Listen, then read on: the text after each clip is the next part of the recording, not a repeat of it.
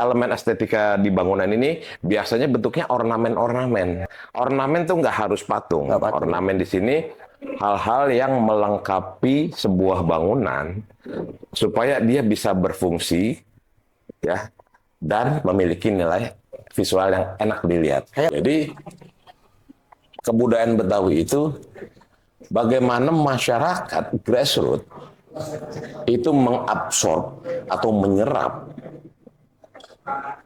perilaku elit yang hadir, Simbol eksistensi sebuah peradaban. Artinya peradaban Betawi itu Dalam bentuk bangunan, dalam bentuk arsitektur. bangunan, ya. Bang, ini mohon maaf kalau aneh komparasinya mungkin kurang pas. Tapi ini nyata. Bagaimana diktator-diktator atau kerajaan-kerajaan atau kesultanan zaman dulu itu membangun satu infrastruktur bangunan yang masif dan khas versi mereka supaya peradaban itu dikenal sampai beratus-ratus atau beribu-ribu tahun kemudian. Oh, itu peradaban, itu peninggalan, itu khasnya apa gitu. Seperti itulah. Kenapa disebut gigi balang, gitu ya? Itu asal kata dari gerigi di kaki belalang. Oh, gerigi di kaki belalang. Jadi kalau dari jauh kita ngeliatnya kan kayak kaki Gitu-gitu. belalang kan begitu kan? Gerigi-gerigi Gitu ya. iya. Jadi bukan giginya Bukan gigi, belalang. apalagi gigi Ya, saya. apalagi gigi lu. Jakarta kota kita, la la la la la la la, bukan punya fofo fa fa. Assalamualaikum warahmatullahi wabarakatuh. Waalaikumsalam. Alhamdulillahirabbil alamin. Para pemirsa setia podcast Betawi Bacot, alhamdulillah. Hari ini saya kedatangan narasumber yang nggak kaleng-kaleng. Jelas bukan kaleng karena manusia. Beliau adalah salah satu arsitek Betawi. Nah, kita kenalan dulu ya. Iya. Bang Idoy, Siap. kenalan dong sama pemirsa Betawi Bacot. Oke, assalamualaikum warahmatullahi wabarakatuh. Waalaikumsalam. Aduh, selamat malam, salam sejahtera semuanya. Penonton, audiens ya. Iya, Apa nyebutnya? audiens. Audiens. Penonton. Saya Dori Erlambang, biasa dipanggil Idoy. Diundang sama Bang Akbar, Bang RT Ompong, gitu, buat ngobrol-ngobrol. Nah, kita nyandak di sini. Iya, ini Bang Idoy, makasih nih atas waktunya nih ya. Siap, Ya. Bang Akbar. Apa berbulan-bulan, alhamdulillah kira jadwalnya bisa nentuin juga pada hari ini. Iya. Ya, ini Bang Idoy ngomong-ngomong, Bang Idoy profesi sebagai arsitek ya, Bang Idoy ya? Siap, udah betul itu. Udah betul ya? Iya. Berarti arsitek. Arsitek itu cenderung ke orangnya. Orangnya, Nah, kalau arsitektur, bidangnya, Oh, pekerjaannya, pekerjaannya, subjeknya. Objek maksud objek, objeknya.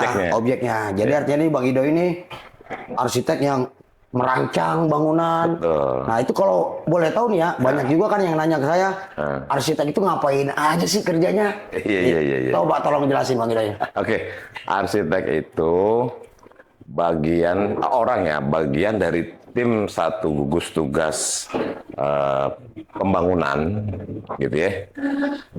Dia kerja nggak sendirian. Baik, jadi gini, kalau proses konstruksi itu kan dari A sampai Z itu tahapannya mulai dari perencanaan, perencanaan atau perancangan, kemudian proses pembangunan, kemudian sembari juga proses pengawasan. Pengawasan juga. Nah, arsitek posisinya ada di sini, di perancangan. Di perancangan. Perencanaan di awal. Mohon maaf, perancangan itu termasuk bahan apa aja yang akan digunakan gitu. Ngerancang. Semennya harus sekian, Benar. besinya ukuran sekian. Benar.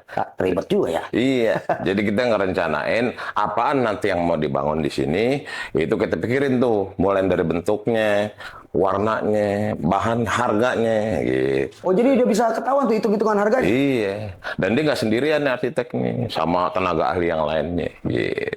Kurang lebih begitu Bang Akbar. Nggak bisa sendiri, artinya nih arsitek ini harus punya tim Punya gitu ya. tim perencana. Tim namanya. perencana. Betul. Dari tim itu misalnya katakanlah 5 orang nih timnya. Apakah ada spesifiknya khusus? Nah, ini untuk bagian lu Betul. besi, Betul. lu buat anggaran gitu. Pembagiannya begini, kalau arsitek biasanya dia yang mimpin tim. Mimpin tim. Nah, si arsitek ini mimpin tim, dia sekaligus pembuat konsep, kemudian nanti diturunkan oleh, kan bangunan ada bagian-bagiannya, selain arsitektur ada juga mekanikal, elektrikal, pemipaan, struktur, Oh, itu beda lagi ya? landscape-nya. Oh, itu banyak tuh cabang-cabangnya yang mendukung terintegrasinya sebuah bangunan. Nah, arsitek biasanya karena dia konseptor, dia yang ngelit. Nah, dalam sebuah bentuk, ini isinya nanti dipikirin sama tim tadi. Begitu. Termasuk instalasi listrik juga? Benar. Wih, ribet Begitu. juga ya. Bangunan sederhana, kayak rumah tinggal, arsitek sendirian masih bisa mikirin. Masih bisa. Tapi kalau udah 4 lantai ke atas, nah mohon maaf, tuh mesti ngebentuk tim. Nah, kalau misalnya kayak jalan layang, flyover itu Itu beda lagi tuh. beda lagi? Itu urusannya orang sipil. Oh, civil engineering ya? Jadi infrastruktur. Infrastruktur. Betul. Beda bidangnya tuh ya? Beda tuh secara bidang keilmuan maupun pekerjaan. Beda dia. Ternyata beda nih saudara-saudara ya, yang saya pikir tuh arsitektur bangunan dengan arsitektur infrastruktur kayak jalan tol, jalan Iya, layang, flyover. itu ternyata beda. Saya kira orangnya itu juga kali arsitek yang gitu. Beda ya? Kagak bang, beda. Bang. Oh, ya malum ya. Iya. Kalau nggak begini kan kita nggak tahu. Iya, Makanya saya datangin Bang Ido biar tahu. Iya. Siap. Biar orang-orang tahu itu beda bidangnya ya, Iya. antara perancangan bangunan dengan pembuatan jalan. Betul. Nah, sekarang begini Bang Ido ya. Ya. Ini kan saya selaku orang Betawi nih ya. Itu kadang-kala saya jalan-jalan ke Indonesia. Saya udah keliling Indonesia Bang Ido ya. Semua provinsi saya datengin. Papua doang. Waktu itu karena keburu mendung jadi saya neduh. Taman Mini Indonesia Indah. Saya ke Jambi, ke Sumatera Barat. Nah, itu bentuk-bentuk bangunannya itu arsitek bisa Oh, benar. nentuin itu. Jadi gini Bang Akbar, Bang RT, itu kalau itu berarti kita urusannya perkara rumah tradisional. Rumah tradisional. Ya, rumah tradisional. Yang tadi Abang bilang mulai dari Aceh, Iya. terus sampai Merauke gitu ya, sampai Papua. Kan itu kan ada setiap provinsi punya representatif wilayah zona ya. Lalu sekarang provinsi itu ada berapa ya? 38 kayaknya. 8 ya. 38. Berarti ada 38 lapak atau lahan atau site masing-masing provinsi. Oke, nah kalau kita bicara bangunan rumah tradisional, itu biasanya udah ada konsep dari leluhur.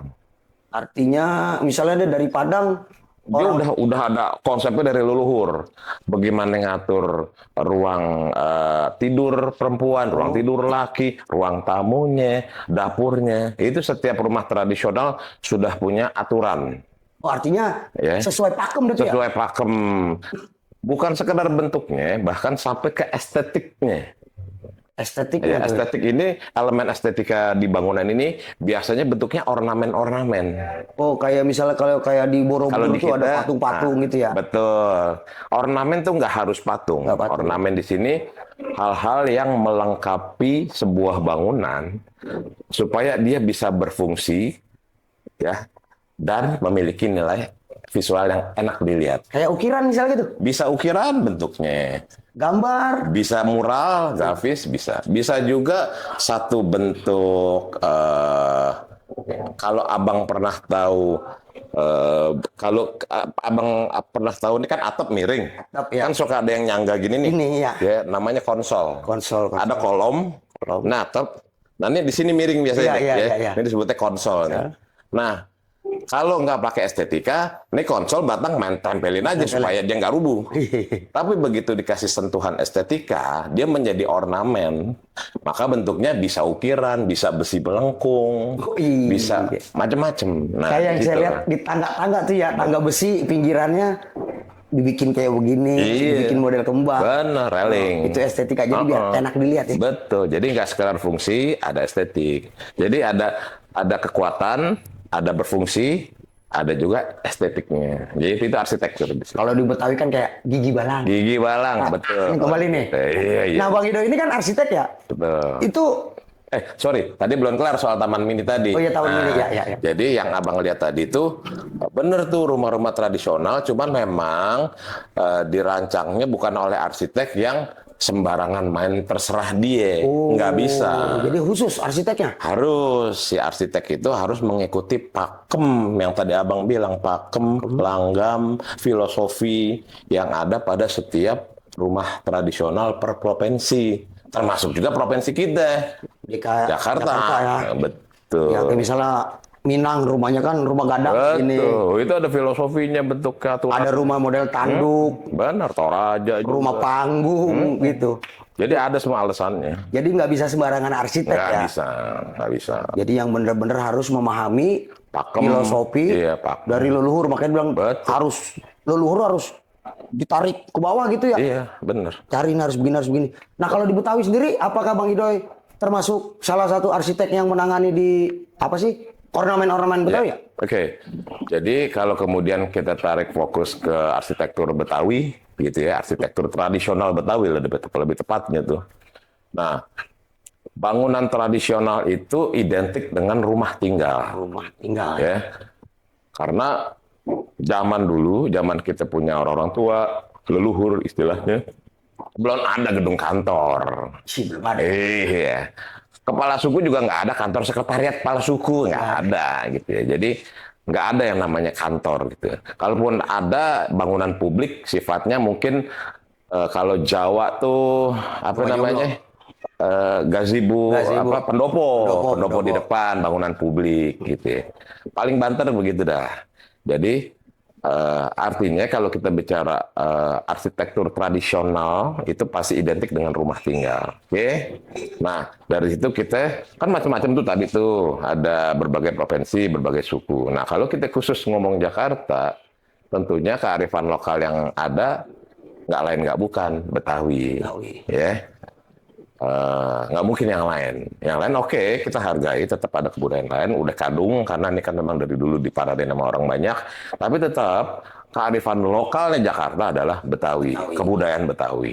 Oke, nah, kalau kita bicara arsitektur tradisional Betawi, maka sama seperti etnis atau suku yang lainnya di Indonesia, dia punya pakem, punya faham, punya filosofi juga, terkait dengan rumah tinggalnya gitu ya. Baik dari segi artinya ada aturannya gitu ya. Baik dari konteks fungsi di sini adalah susunan ruang. Struktur di sini adalah bagaimana bangunan itu berdiri secara kokoh maupun estetika. Dalam hal ini adalah ornamen dan ragam hias yang tadi Bang RT tanyain. Begitu kurang lebihnya. Oh, kalau di Betawi kan gigi balang. Betul, itu contohnya. Ya, contoh itu gigi balang itu mutlak harus begitu atau? Oke. Berarti tuh kita kalau bangunan berarti kan tadi ya ada fungsi, ada struktur, ada estetika. Ya. Setiap bangunan pasti punya tiga prinsip ini, 3 aturan main ini, fungsi, struktur, estetika. Nah, kalau kita bicara rumah tradisional Betawi, ini terpenuhi semua nih sebagai bangunan. Nah, yang abang tanyain tadi soal gigi balang, apa segala macam, itu adanya di estetika gitu ya. Nah, Anda akan coba jelaskan dalam konteks 3 ini ya, biar rapi. Atau berdasarkan pertanyaan abang aja, Anda menjelaskan. Gimana? Yang dari Bang Idoy aja lah, biar enak semuanya. Biar ini ya sistematis. Ya. Pemahamannya jadi sistematis. Jadi layaknya bangunan, sejatinya bangunan, kan kalau kita bicara morfologi sebuah rumah tinggal, tempat tinggal oleh manusia ya, kita nggak bicara suku. Awal mulanya manusia dulu tinggal di goa. Ya, di goa lantaran kenapa? Karena zaman dulu, zaman purba, orang belum kenal yang namanya bagaimana membuat tempat berlindung yang permanen. Ibarat kata orang-orang zaman dulu itu, zaman purba, dia beranak di situ, lagi ngumpul gitu ya. Terus udah, karena dia berburu, begitu berburunya udah habis, dia kudu pindah ke tempat lain. Pindah-pindah ya? Pindah-pindah, makanya nomaden dibilangnya. Kala itu manusia pasti tinggalnya di goa. Nah, begitu udah pinteran dikit, ini kurun waktunya ini ya, ratusan tahun berjalan ya. Mereka pinteran dikit, mereka berpikir gimana caranya, jangan pindah-pindah. Akhirnya mereka kenal yang namanya pertanian. Pertanian dia bercocok tanam, sehingga tidak perlu lagi nyari makanan buat penduduk atau buat warganya. Keliling ya? Keliling. Walaupun dia punya base camp ibaratnya tempat di sini, jadi tetap berburu, tapi setidaknya ada yang bisa dijadikan apa namanya, tidak perlu nyari ke tempat-tempat lain. Oke, sampai situ, di situ manusia udah mulai bisa bikin yang namanya tempat tinggal. Awalnya dia cuma buat ngadem doang, atap doang, disebutnya shelter. Shelter. Ya, tiang, atap. Atapnya juga pakai daun-daunan. Ya, ini sejarahnya manusia dulu, disebutnya shelter. Dia pinteran dikit, punya sense, wah ini berarti kalau atap doang, nggak ada dinding, hujan tampias, belum lagi ular masuk, belum lagi macan ngelongok gitu ya, segala macam, dibikinlah yang namanya dinding penutup. Jadi atap juga, dinding juga. Buat bolak-baliknya bisa dinding yang bisa dibuka, jadilah pintu. Buat lubang yang ada cahaya tapi bisa ditutup kalau malam, kalau hujan, jadilah jendela. Buat menghalangi, wah ular banyak masuk nih di atas, dibikinlah Rumah panggung. Nah, jadi terus manusia berjalan sejarahnya sampai kemudian tiap kelompok manusia itu punya ciri khas. Orang yang tinggal di sini nggak mau disamain sama yang di sono. Bikin baru dah. Mereka bikin penanda. Pokoknya klan gua, keturunan gua, tempat tinggalnya ada begina. Jadi ada tanda. Tanda Demikian juga begitu antar klan atau antar keluarga atau antar suku. Walaupun mereka mungkin sekeluarga besar, tapi dia punya ciri khas masing-masing. Nah, kalau kita kemudian bicara ciri khas tempat tinggal tadi, sementara ciri khas tadi tidak hanya tempat tinggal ya, tutur kata, dia nggak mau sama istilah di sini sama di sono, dia bedain. Ini bicara singkat dan sederhananya nih. Bicara pakaian, di sini maunya rombe-rombe, di sono maunya yang ketat misalkan. Gitu. Jadi itulah yang kemudian disebut kebudayaan, Bang. Kebudayaan itu kan produk dari berpikir dan bertindaknya manusia dalam kehidupan, dalam menjalani kehidupan. Produk mereka itulah yang kemudian dalam bentuk macam-macam, pakaian, makanan, upacara, gerabah, senjata. Wah, itu mereka punya ciri khas masing-masing, nggak mau disamain antar suku, antar klan. Awalnya klan dulu, baru kemudian menjadi suku. Jadi sejarahnya begitu tuh ya, secara antropologi, secara sosiologi juga bahkan mereka begitu. Nah, dari aspek budaya yang banyak tadi, salah satunya adalah tempat tinggal yang kita omongin tadi. Nggak mau disamain sama yang enam. Itu kurang lebih dalam skema pemikiran yang sederhana ya. Nah, sekarang kita ngomongin arsitektur. Arsitektur ini identik dengan bangunan. Bangunan tradisional identik dengan tempat tinggal, rumah. Oke, jadi yang namanya suku, ya, ini pasti ada kemiripan. Walaupun pada kenyataan enggak, kita beda, tapi tetap mirip. Itu semua suku. Karena nggak ada suku di dunia ini yang keluar dari rebung. Nggak ada yang keluar dari bungkus makanan. Itu jadi suku entu. Nggak ada. Atau keluar dari batu gitu. Dia nggak ada di dunia ini. Lu mau cari sampai ke Antartika atau di Arab, di gurun pasir, semua suku walaupun beda tapi ada kesamaan. Karena apa? Karena ada proses yang namanya persebaran. Betul. Persebaran penduduk. Sama juga di Jakarta. Betawi kita bicara. Nah, Betawi itu kan apalagi kampung kita ini, Jakarta, yang hari ini dikenal dengan kota Jakarta, itu diparanin sama banyak orang. Dari mana aja? Dari mana-mana, betul.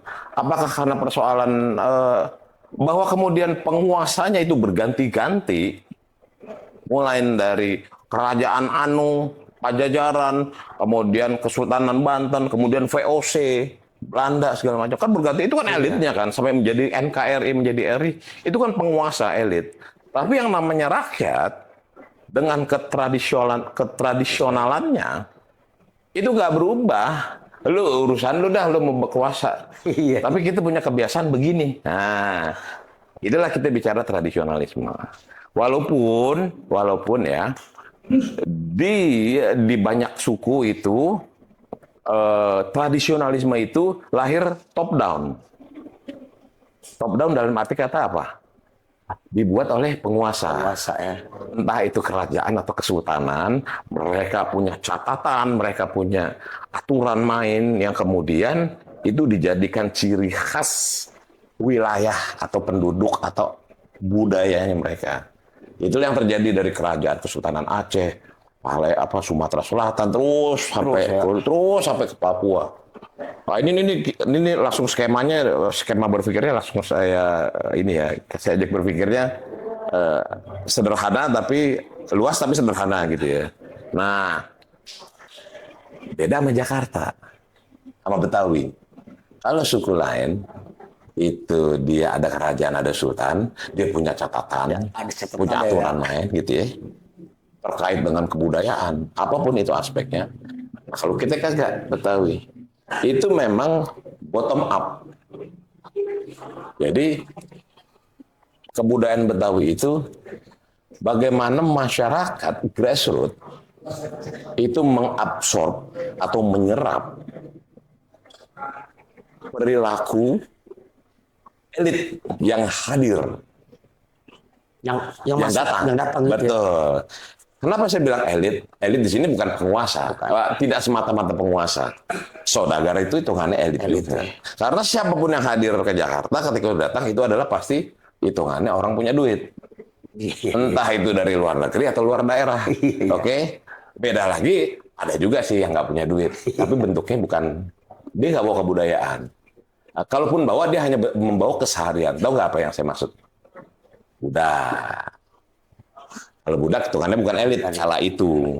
Budak bukan elit, mereka adalah orang-orang yang dibawa oleh kaum elit tadi. Kaum elit di sini bisa pedagang, bisa penguasa, untuk dipekerjakan. Untuk dipekerjakan. Dan itu datang dari mana-mana. Nah, orang-orang elit inilah yang membawa kebudayaan tadi. Mau dia dari Belanda, dari Arab, dari Cina, ataupun dari daerah Nusantara yang lain. Karena dia berdagang. Oke?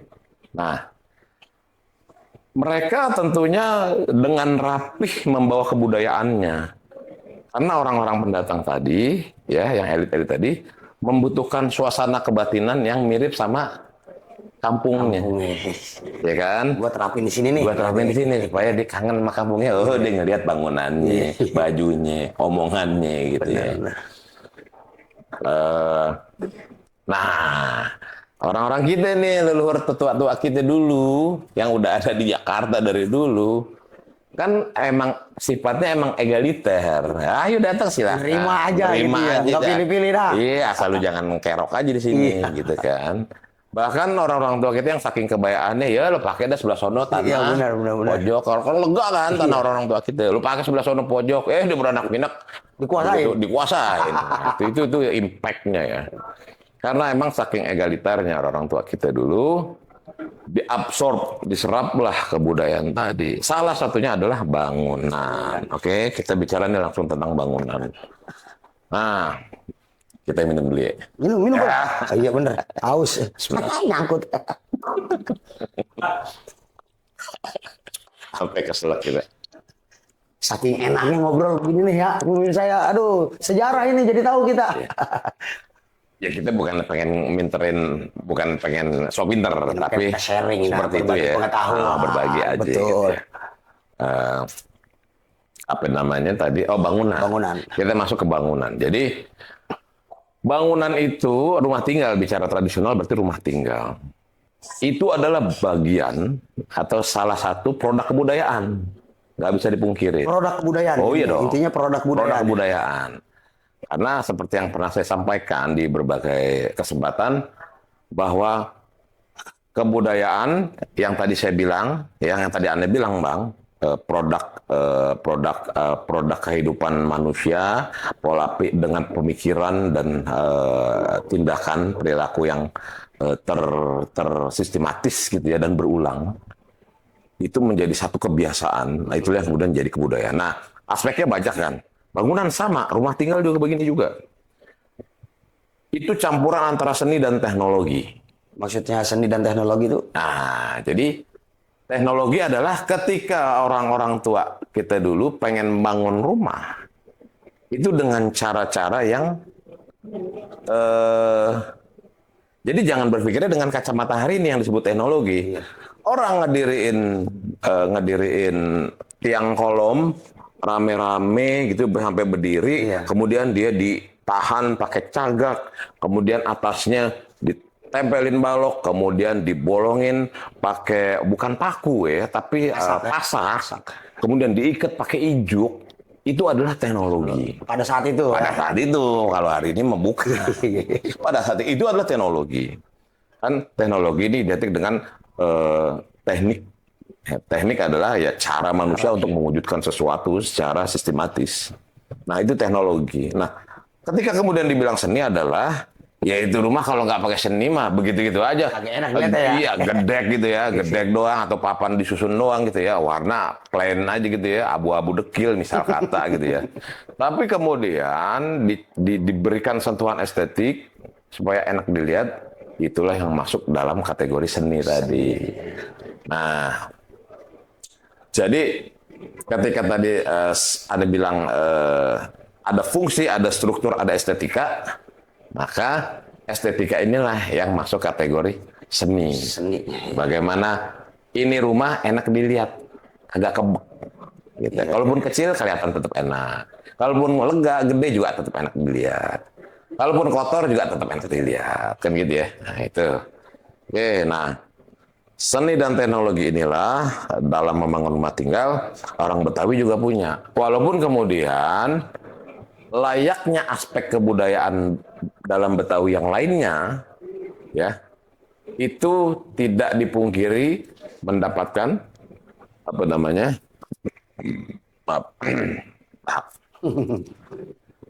mendapatkan masukan atau contoh atau referensi atau apa namanya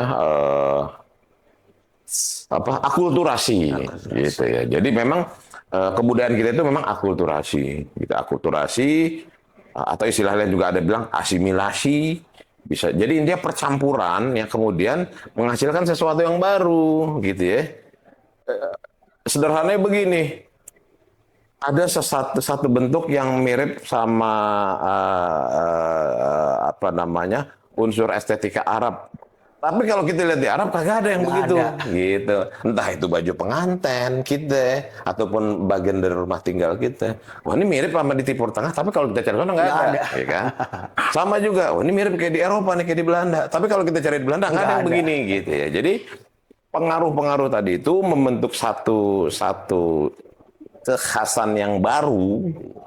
Itulah yang kemudian menjadi Betawi, gitu ya. Jadi ada proses berpikir, ada proses elaborasi, ya, ada proses elaborasi oleh orang-orang tua kita, oleh leluhur kita, ketika dia membentuk sesuatu yang baru. Kalau konteksnya adalah rumah tinggal, sesuatu yang baru mendapatkan pengaruh atau referensi dari apa yang dia lihat ketika itu. Kan belum ada majalah zaman dulu. Kalaupun ada koran Bestur misalkan, dia hitam putih gitu ya, nggak bisa kelihatan kerennya. Tapi orang tua kita dulu kan memang di Padang Lancong atau urusan dagang atau kemana-mana. Ngelihat dari mana-mana ya. Iya, rumah Belanda, rumah saudagar Cina, saudagar Arab.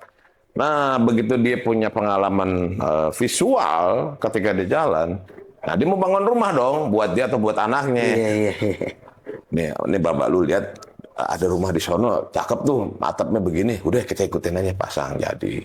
Kan dia ngeliat sono lagi, oh ini kayaknya dicampur-campur, akhirnya jadi sesuatu yang khas dan baru. Nah, sampai situlah kemudian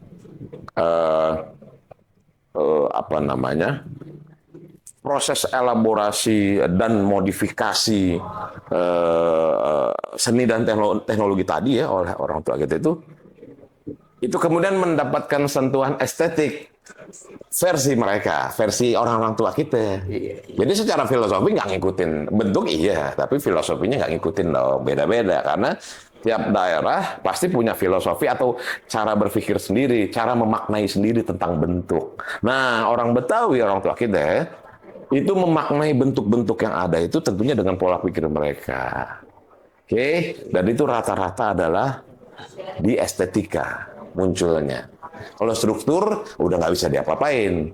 Dari Sabang sampai Merauke, Pokoknya begitu dah. struktur mau begitu aja udah, Iya. gitu. Fungsi sama. Ya. Nah, ruang ini dapur di belakang, kamar itu udah sama. Tapi bicara estetika, itulah yang kemudian ada makna, ada filosofi tersendiri. Disinilah kemudian kalau kita bicara Betawi, gitu ya, itu ada lagi tuh kemudian breakdownnya, breakdown bagian-bagiannya.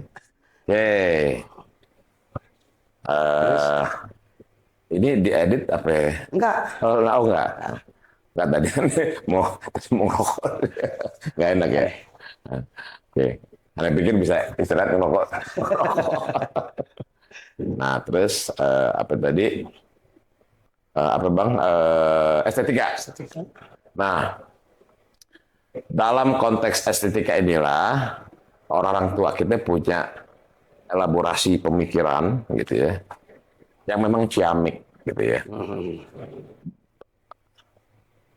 Aneh udah ngelihat banyak rumah tradisional ataupun non tradisional gitu ya, itu banyak.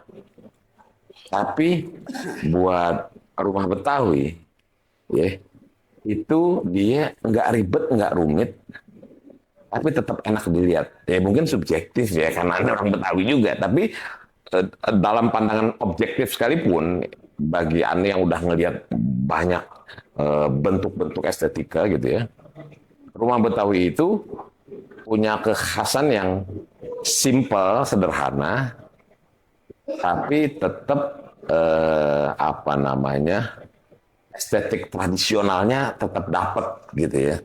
Artinya begini, kalau dalam bentuk contoh misalnya, Abang pasti udah pernah ngelihat rumah Gadang Minang. Ya, pernah lihat. Kemudian rumah Toraja, rumah Batak, rumah Bali, rumah Papua gitu ya. Terutama yang Sumatera sih ya, itu Jawa terutama lagi tuh. Itu punya falsafah dan bentuk ornamen serta elemen estetikanya itu rumit dan banyak gitu ya, dengan aturan main yang memang dengan aturan-aturan yang itu udah punya macam-macam dapakan Bali, Minang. Tapi kalau Betawi itu dia kagak ribet, kagak seribet yang tadi ya. Cuman tetap menjadi khas dan enak dilihat. Contohnya nih, nah kalau udah kemudian Anda breakdown ya. Jadi kalau dari segi fungsi rumah Betawi, susunan ruang atau denahnya itu udah pasti di depan adalah teras yang lega. Teras, benar. Ini kita bicara fungsi dulu deh. Kan kalau 3 tadi fungsi, struktur, estetika. Kalau kita bicara fungsi, ini berarti kita bicara komposisi denah ruang. Karena sejatinya fungsi bangunan atau rumah adalah terbentuk dalam bentuk berupa ruang. Nah, komposisi ruang-ruang inilah yang kemudian menjadi sebuah bangunan. Nah, rumah Betawi itu pertama yang ditemuin kalau kita bicara rumah ya, setelah tanah yang lega ya masuk pekarangan, jaro bambu, kagak pakai gerbang gitu kan, tapi bun-bunannya banyak. Tak kucur, pasti yang kita temuin pertama kali adalah teras lega. Betul. Nah, teras lega ini berfungsi sebagai selain penerima tamu, juga tempat leha-leha. Santai ya. Tempat santai. Kan biasanya kan orang-orang tua kita itu karena tanahnya dulu masih lega, masih banyak punan. Kalau saudara-saudara atau tetangga pada datang, diterimanya di teras ya, di bangku Betawi yang khas. Nah, sebelah kiri pojok gitu ya biasanya ada yang namanya bali-bali. Oke, bali-bali tempat senderan, tempat leha-leha ada tuh. Betul. Kalau sore biasanya dia habis asar ya, itu yang bapaknya dia di situ sambil ngopi sambil ngerokok. Bininya nyaukin daun-daun. Iya, benar. Ya kan? Ini ada daun. Nah, bocah yang kecil-kecil anaknya itu kalau nggak mainin ayam, ngasih makan, atau ngejar-ngejar soang, kan begitu ya. Orang-orang dulu yang ngebayangin begitu. Nah, si ibu ya si emaknya itu nyaukin sampah tuh karena kan banyak tuh daun-daunan terus emang nggak bersih-bersih amat tapi paling kagak dipojokin terus ditabun gitu ditabun dia asap sembari ngusir nyamuk. Nah yang bapaknya atau anak-anak ada anak lakinya yang tuaan daripada ngobrol di situ, nah si ibu udah kelar nyaukin sampah bakar, udah rame-rame ngobrol di situ tuh sambil ngopi sambil ngobrol aja santai, nggak ada topik atau tema khusus gitu ya. Itu teras lega tuh. Masuk lagi ke dalam, ya. Itu ketemu ruang makan sekaligus ruang musyawarah keluarga. Makanya lega-lega dapurnya. Yeah. Ini ruang dalam dulu nih, ruang tengah disebutnya. Karena habis begitu kita buka pintu, Ngablak ya. ketemu yang namanya ruang depan. Bukan teras ya, ruang depan. Ruang depan ini biasanya dia berfungsi juga buat makan juga, buat ngobrol keluarga kalau ada yang serius, ada topik khusus. Bentuknya apa? Meja makan, kursi-kursi. Nah, dari ruang depan itu mencar ketemu pintu-pintu pangkeng atau kamar-kamar. Kamar orang tua, kamar anak perempuan. Kalau dia lega lagi, kamar anak laki. Tapi kalau nggak dapat anak perempuannya banyak, tuh anak laki biasanya tidurnya kalau nggak di balai yang tadi, balai tadi atau gelar ini atau di pendaringan. Pendaringan ngangkat gitu kan. Iya. Jadi kalau anak laki kebiasaannya nggak dikasih kamar khusus gitu. Kalaupun ada lebihan kamar, ya dia rame-rame dah gitu. Tapi yang dispesialkan anak perempuan, anak perawan kan istilah kata. Nah itu jajarannya begitu tuh susunannya. Itu kamar atau pangkeng bisa bentuk susunannya bisa di kanan kiri, bisa juga di kiri doang, gitu ya, sejajar kiri atau kanan doang. Masuk lagi ketemu pendaringan, ruang pendaringan di situ ya biasanya dia kayak agak panggung. Terus di situ ada tempat beras yang ditutupin tempat makanan-makanan gitu ya. Kalau kita sekarang kulkas gitu ya, kulkas sama yang tempat beras. Kalau dulu ya begitu pendaringan, tempat nyimpan makanan setengah jadi ataupun yang udah jadi. Nah lempengan lagi paling belakang adalah dapur. Nah ini dapur biasanya emang kan rumah Betawi orang tua kita dulu tergantung tingkatan ekonominya nih. Kalau emang dia kalau yang kekuatan ekonominya gede, masih dari bawah dulu nih, itu tanah, lantai rumahnya. Tanah doang ya. Tanah yang dikerasin, ditumbuk, terus dibikin mengkilap halus pakai tiger gaji. Tiger gaji. Cuman di ujung-ujungnya banyak undur-undur, gitu ya. Nah, karena kan tanah dia tetap keluar di ujung-ujungnya gitu ya, undur-undur gitu ya. Kita dulu pernah ngilik-ngilik undur-undur gitu kan. Tapi tanah yang diinjak-injaknya itu licin, mengkilap, terus sampai ke dapur, gitu ya. Nah, kalau yang duitnya naikkan lagi dia dipelur semen. Terus duitnya ada lagi dikasih ubin, tegel, iya, tegel abu-abu atau tegel burik, zaman dulu tuh, itu Belanda ada tuh punya inian, atau yang berukir gitu ya sekalian. Terus seiring dengan kemampuan ekonomi, nah disitulah bang. Tapi begitu bagian dapur itu pasti tanah. Jadi mau kayak apa tuh lantai segitu cakepnya, begitu turun ke dapur tanah. Pakai tungku lu. Betul, karena kan kayu bakar, tungku segala macam, dindingnya gede gitu ya. Lalu itu baterai masih ada nggak itu ya? Masih oke ya. Lagi takutnya baterainya Iya. Ada yang mantau kan. Iya. Oke, itu dari segi aspek komposisi ya, komposisi ruang. Nah, begitu keluar dari dapur nembus itu sumur. Kamar mandi misah lu ya. Kamar mandi misah. Jadi sumur itu komposisinya ada sumur timba, lubang sumur. Iya. Mulai dari timba kerek. Sengget pakai kayu. Ada yang begini sih. Atau kerekan katrol. Atau yang punya duit pakai pompa dragon. Gitu. Itu sumber airnya. Kemudian nggak jauh dari situ tempat mandi bilik. Dia bisa buat buang air besar juga, buat mandi juga, gitu ya. Nah, nggak jauh dari situ biasanya ada empang. Empang itulah yang nyalurin bekas air mandi dan air kotor tadi. Ada juga tuh dari buang air besar dicampur ke situ, karena kan dikerubutin dulu sama air kan. Ada juga yang cubluk. Iya, cukup. WC-nya gitu ya. Jadi macam-macam. Tapi prinsipnya adalah sumur itu terpisah dari bangunan rumah utama. Oke, itu tadi adalah bicara fungsi yang dalam hal ini komposisi ruang. Sekarang kita beralih yang kedua, bicara struktur.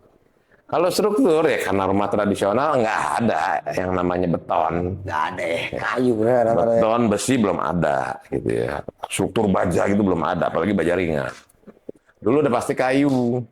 Kayu nangka paling banyak di Betawi kan. Oh, nangka karena banyak betul kan. Itu rata-rata dipakai buat ngebangun tuh. Strukturnya sih ya kalau struktur bangunan mah sama dah di mana juga gitu ya.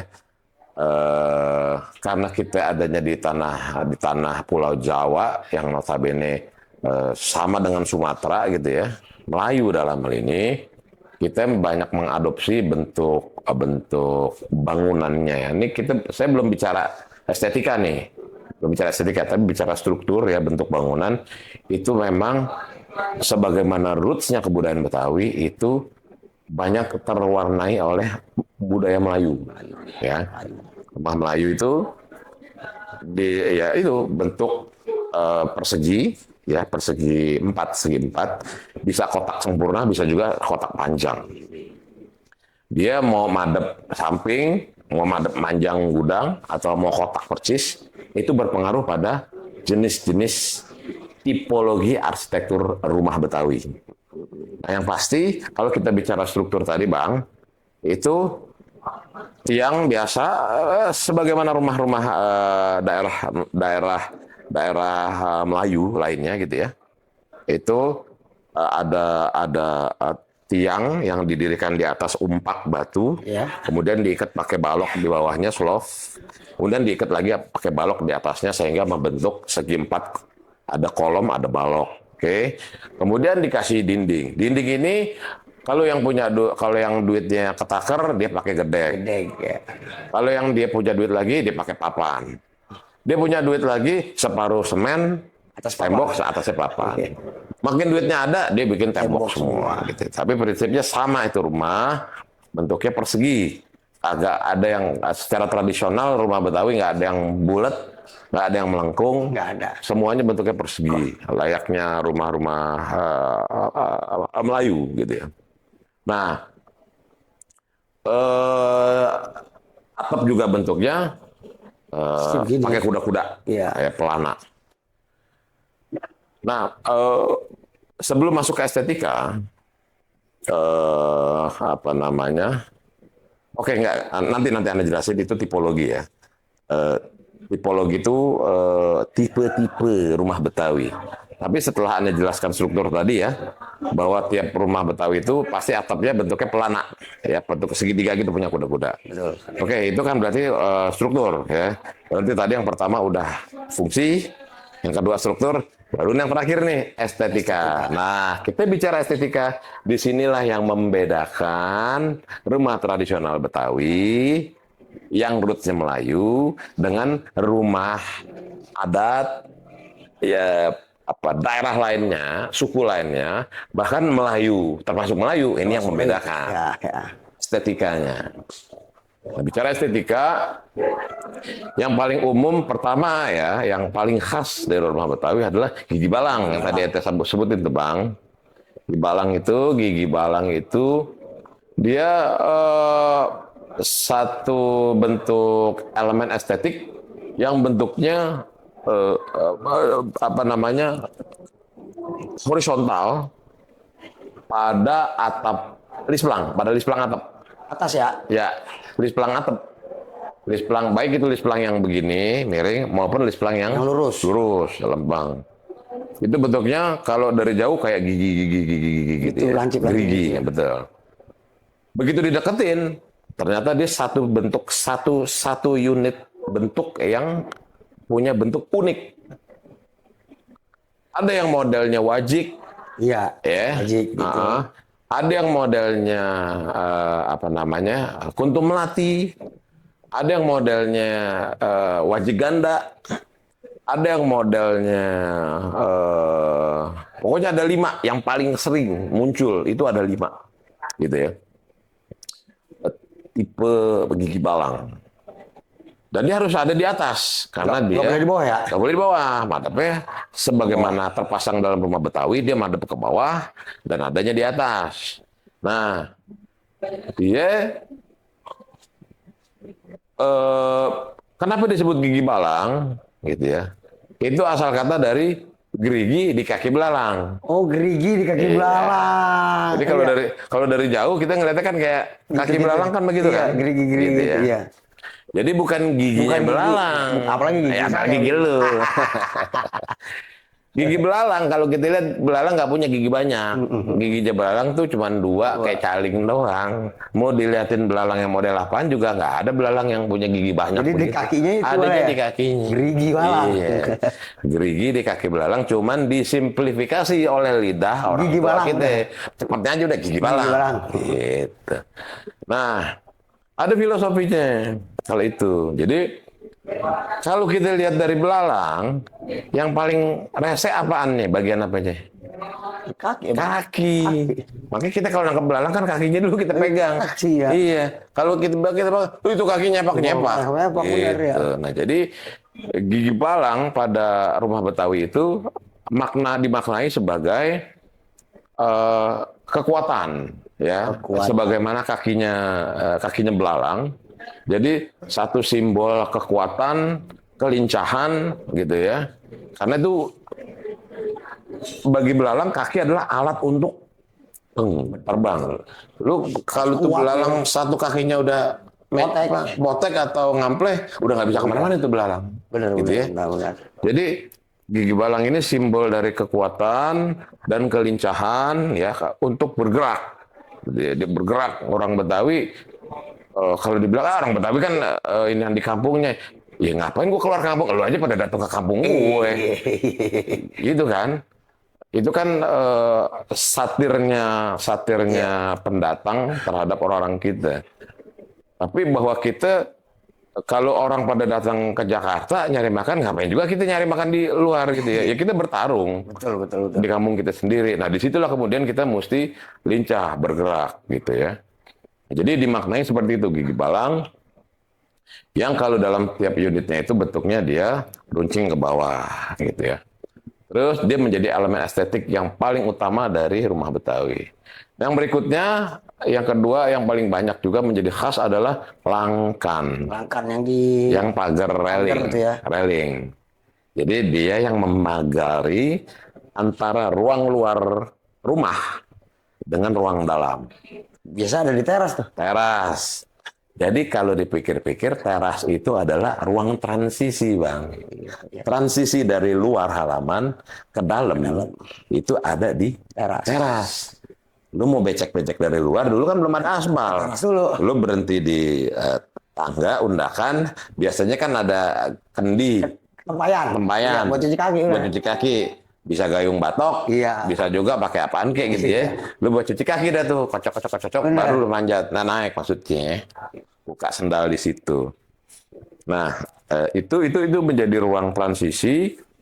Tapi kan mesti kudu ada pembatas, Kenapa kudu ada pembatas? Kalau dari dalam bocil kagak nyelonong jatuh. Benar. Kalau dari luar sawang ayam Nggak masuk. kagak masuk kan begitu kan. Sekaligus penanda bagi tamu.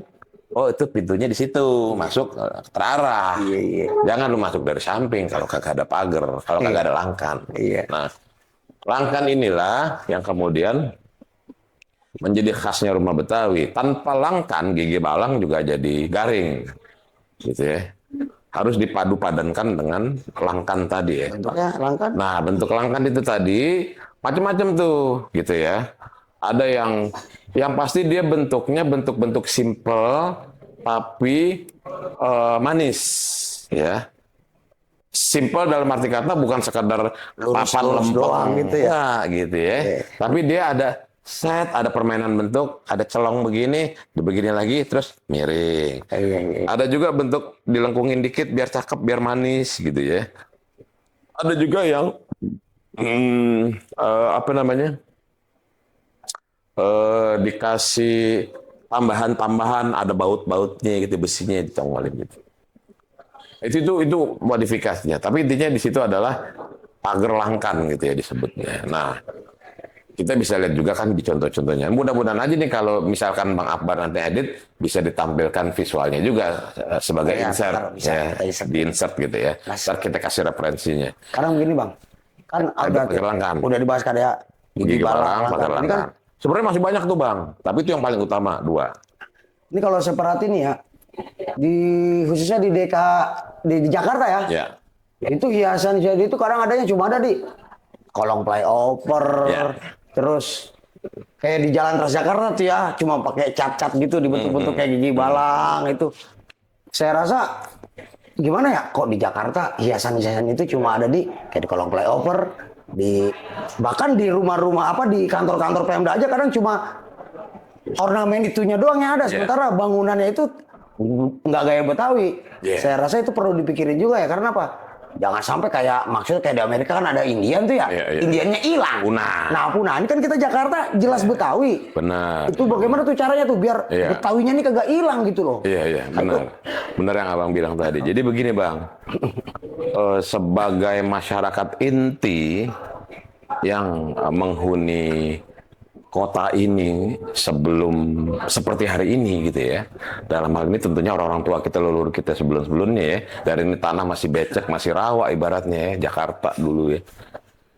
Jadi kebudayaan masyarakat inti dalam hal ini Betawi ya, kebudayaan Betawi di sini dengan berbagai aspek kebudayaannya itu, kalau dalam istilah pemajuan kebudayaan tuh saya lupa ada berapa belas gitu ya, 13 apa berapa belas gitu ya aspek pemajuan kebudayaan.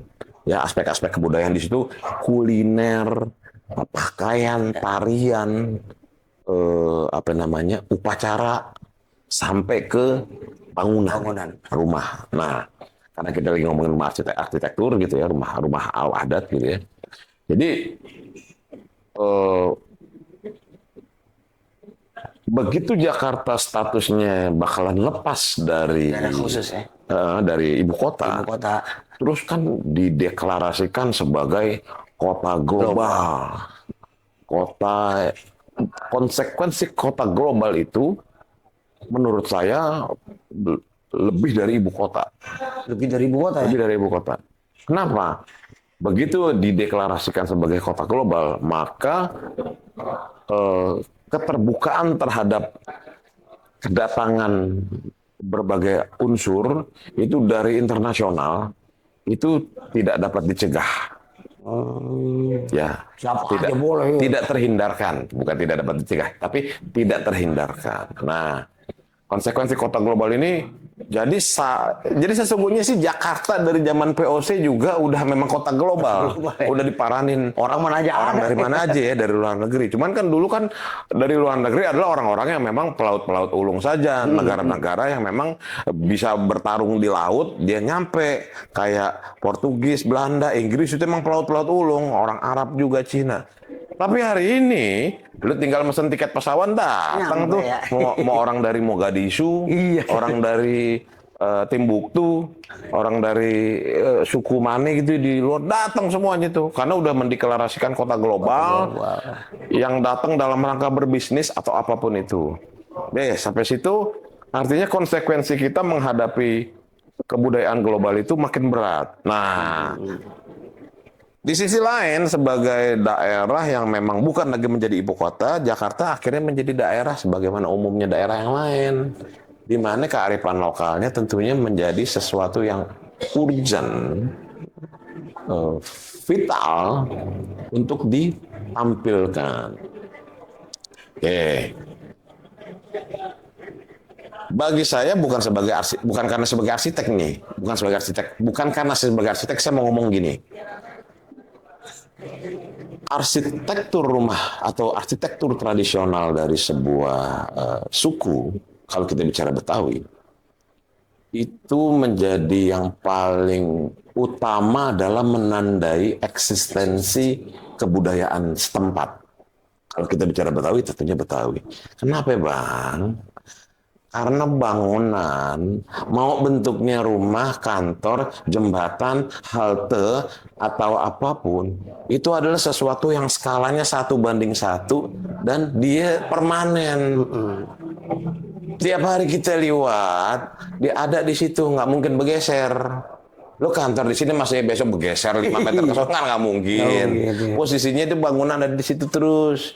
Orang dari kita lahir, kita tua mati, ada lagi cucu, anak, itu bangunan masih ada. Infrastruktur maupun bangunan.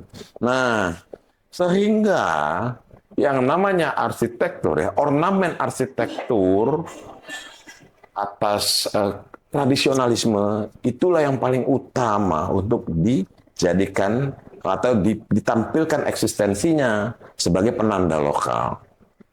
Bukan berarti mengabaikan yang lain-lain, makanan, kuliner, tari-tari, enggak, kita nggak mengabaikan itu. Cuman kan nggak setiap hari orang mau disuruh pakaian pangsi, disuruh pakai beskap, ujung serong, atau pakaian sadari, ya orang di Pemda aja cuma hari Jumat, tapi hari apaan gitu kan. Nggak semua orang mau tiap hari makan kerak telur, minum bir peletok. Biar kata orang Betawi juga mah begah. Tiap hari suruh makan begituan, apalagi bukan Betawi gitu kan. Terus tari-tarian, emang bisa orang disuruh tiap hari nari, openg? Nggak mungkin. Tapi kalau kita bicara arsitektur, ya dengan ornamen-ornamennya, itu permanen, Bang. Dan itu menjadi penanda bagi siapapun yang masuk ke dalam sebuah daerah, dalam hal ini Jakarta. Oh, kita udah masuk Jakarta nih. Kenapa? Bangunannya? Nah, yang kita lihat bangunan-bangunan publiknya, jembatannya, haltenya, gapuranya, tugunya, sampai kantor pemerintahannya, bener kita di Jakarta. Sekarang bayangin aja, kita turun dari bandara, yang kita lihat pertama kali apaan? Gapuranya. Bali, Bang. Bali. Iya. Nah, turis bingung. Lah, ini kita ada di Bali lah. Jakarta ya. Itu bercandaannya begitu. Jadi menjadi urgent bahwa arsitektur ya, ornamen arsitektur Betawi itu menjadi sesuatu yang kudu ditampilkan secara serius oleh Pemda, oleh pemerintah daerah Jakarta ini. Sekarang masih DKI, ntar bakalan jadi pemerintah daerah DKJ kan. Nah, Bang, tentunya kita nggak bisa maksain privatir atau swasta. Lo semuanya mesti Betawi, nggak bisa. Itu ntar mentoknya kita ke hak asasi gitu ya. Karena kan estetika itu kadang subjektif. Kita tidak bisa memaksakan selera publik atau orang. Tapi kalau kita bicara pemerintah, dalam hal ini pemerintah daerah, kagak bisa kagak. Kudu ya. Kudu. Sekarang begini, Bang. Ini menurut aneh tapi benar adanya. Kalau kita bicara stakeholder yang punya kewajiban untuk memajukan ya, melestarikan dan memajukan kebudayaan. Dimanapun ini ya, nggak cuma di Jakarta, nggak cuma di Betawi, dimanapun. Tahu nggak menurut abang siapa yang utama pertama stakeholdernya? Pemerintah, udah bener ente, dapat celengan bagong. Tapi kagak di sini. Iya. Kalau saya tanyain begitu, jawabnya orang Betawinya atau orang setempatnya gitu ya. Salah. Kenapa salah? Kalau kita bicara Betawi, Jakarta, dengan kemajuan peradaban dan teknologi hari ini, apa iya anak cucu kita mau main rebana biang, mau main palang pintu, mau mikirin arsitektur, mau masak kue dongkal, apa iya mau? Mereka udah terpengaruh oleh peradaban yang jauh lebih hebat barangkali nanti kemudian hari. Itu orang lokalnya, kalau kita bicara Betawi, orang Betawinya sendiri. Buat Ani itu adalah di urutan kedua.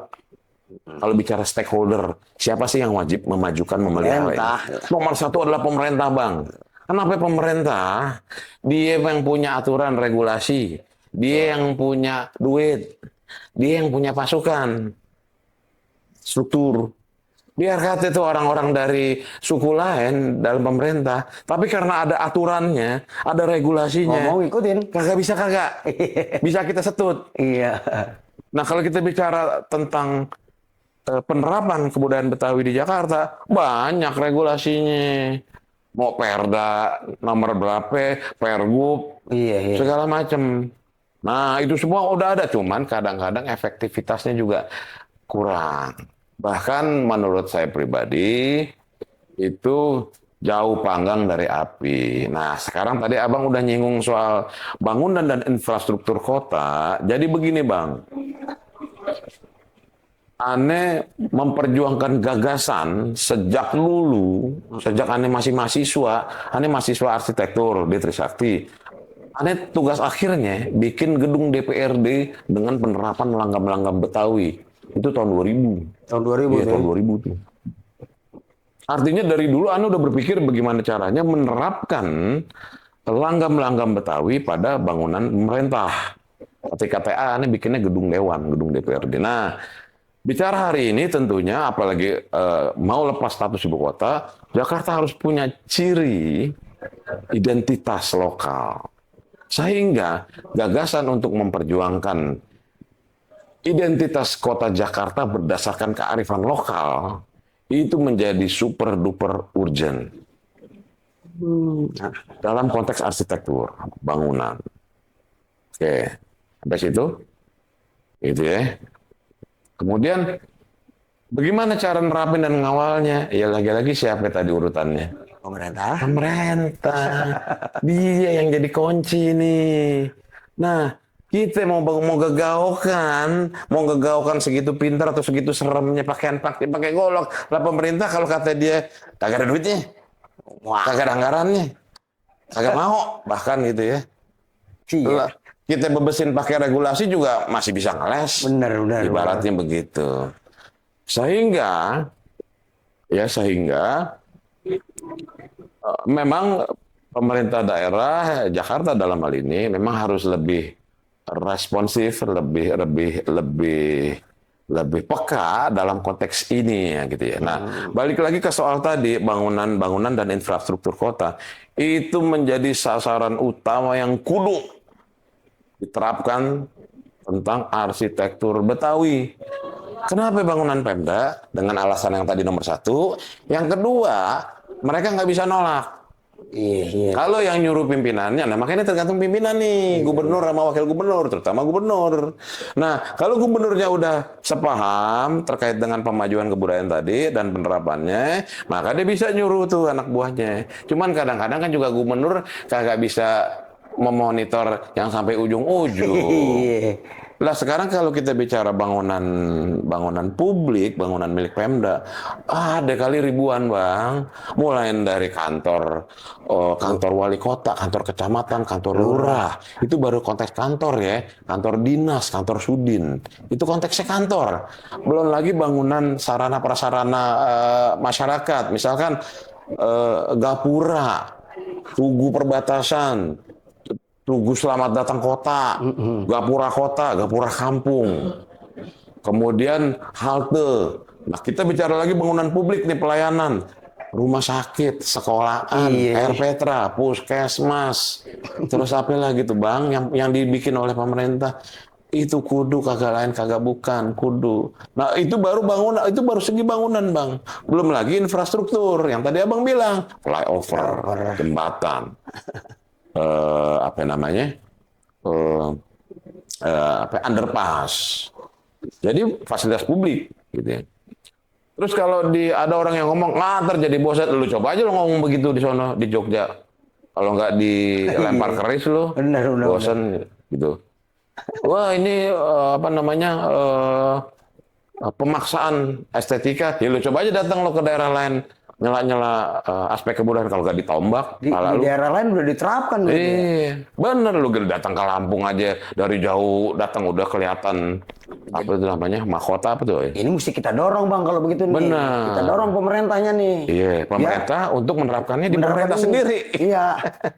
Nah, itulah. Cuman dibutuhkan yang namanya regulasi. Regulasi ya. Tahu nggak regulasinya apa? Apa tuh? Ingup.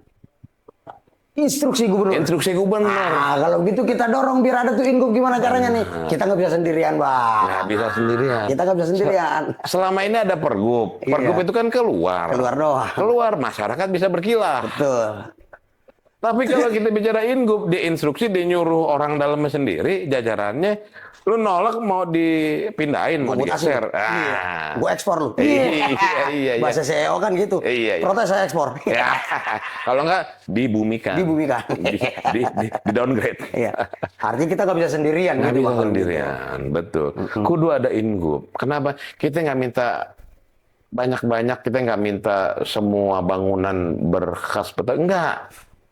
Cukup bangunan pemerintah DKI beserta infrastruktur kota. Gitu ya. Iya. Jadi benar-benar identitas kota Jakarta berdasarkan kearifan lokal. Jadi- Atau bahasa arsitektur itu vernakular. Vernakular ya. Jadi Iya. artinya sampai anak cucu kita itu membekas mesti ada ya. Membekas. Iya, kita udah lewat, ntar udah jadi tulang Seperti belulang. abang bilang tadi, Kelihatan. masa iya Betawi mentang-mentang Betawi suruh makan kelaktor melulu. Nah, nggak Budaya kan gak cuma bangunan, tapi dari makanan. Iya. Masa suruh minum bir peletok mulu. That's it. Tari juga bisa, masa suruh nari mulu orang. Iya. Tapi kalau bangunan, dia berdiri di situ nggak bakalan Nggak bergeser. pindah, iya. Nggak pindah-pindah. Kita lihat dari mulai kita, orang tua kita yang masih hidup sampai entah beranak pinak. Sampai kiamat ya. Sampai kiamat kalau itu bangunan masih ada gitu. Itu simbol eksistensi. Artinya yang kita butuhkan Jadi, adalah input ya. simbol eksistensi sebuah peradaban itu salah satunya adalah arsitektur. Simbol eksistensi sebuah peradaban. Artinya peradaban Betawi itu Dalam bentuk bangunan, Dalam bentuk arsitektur. bangunan, ya. Bang, ini mohon maaf kalau aneh komparasinya mungkin kurang pas. Tapi ini nyata. Bagaimana diktator-diktator atau kerajaan-kerajaan atau kesultanan zaman dulu itu membangun satu infrastruktur bangunan yang masif dan khas versi mereka supaya peradaban itu dikenal sampai beratus-ratus atau beribu-ribu tahun kemudian. Oh, itu peradaban, itu peninggalan, itu khasnya apa gitu. Seperti itulah. Kalau kita lihat contohnya misalkan bagaimana Romawi meninggalkan ciri khas peradabannya, kita bisa ngelihat dari apa? Orangnya udah nggak ada, pakaiannya udah nggak ada, makanannya udah nggak ada. Yang kesisa apa? Bangunannya. Bangunannya, Bang. Yunani, Romawi. Mesir, piramid. Piramid bisa kelihatan dari bangunan peradaban eksistensi. Peradaban itu yang jadi kayak Candi Borobudur. Candi juga. Nah, makanya termasuk juga arsitektur Betawi. Begitu, Abang. Saya nyari pemirsa nih. Ya. Bantu kita nih, biar bagaimana caranya nih, khususnya masyarakat Betawi. Biar Iya. keluar ingup Ingo. Penting itu. untuk merealisasikan ini. Iya, jadi pemerintah nyuruh pemerintah. Ya, pemerintah nyuruh pemerintah untuk ngebentuk nih arsitektur Betawi biar nggak hilang. Betul. Karena bagaimanapun juga ini kearifan lokal kita ya. Betul. Supaya nggak punah nih, khawatir karena udah jadi kota global, Iya. kegeser dah, Betawinya hilang. Jangan Betawi. sampai Betawinya hilang. Itu punya potensi. Iya. Ada Oke. potensi itu. Buat pemirsa semuanya, bantu kita dan nih bagaimana caranya nih bisa keluar ingup ya. Ini makasih Bang Ido ya. Iya, siap. Udah hadir sini menjelaskan. Nanti kirim itu visualisasinya Oke. biar buat selingan di ya buat insert. insert-insertnya di tayangan kita gitu. Siap, Oke. siap. Oke, saudara-saudara, cukup sekian bincang-bincang kita dengan arsitek Betawi yang sangat bermanfaat, yang mana bagaimana caranya biar keluar ingup untuk mengatur kearifan lokal Jakarta sebagai kota global biar Betawi nggak hilang karena identitas Jakarta itu adalah Betul. Betawi. Betawi. Terima kasih semuanya, tetap di Betawi Bacot yang beda dengan yang lain. Iya. Assalamualaikum warahmatullahi wabarakatuh. Waalaikumsalam. Warahmatullahi wabarakatuh. La la la la la, Jakarta kota kita. La la la la la la la, bukan punya fo fo fa fa.